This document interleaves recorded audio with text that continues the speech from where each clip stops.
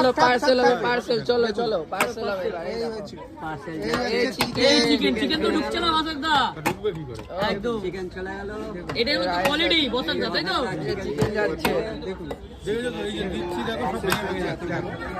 কন্টেনারে কিন্তু যাবে চিকেন বিরিয়ানি, যেটা 100 টাকা, বসে গেলে আনলিমিটেড। আর মাটন বিরিয়ানি যখন রাখবে দামটা কি রাখবে একটু বলে দাও তো। বিরিয়ানি 180 টাকা, 180 টাকা, বসে গেলে আনলিমিটেড। বসে গেলে আনলিমিটেড। দেখুন দর্শক বন্ধুরা, এখানে বসাকদার বিরিয়ানি দেখুন, দেখুন নতুন দোকানে চিকেন বেরিয়ে যাচ্ছে।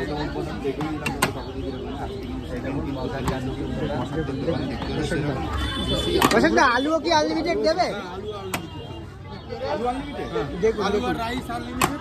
দেখুন, কিন্তু নষ্ট অনেকে আছে আনলিমিটেড নষ্ট করে, তাদের জন্য কি বলতে চাইছো?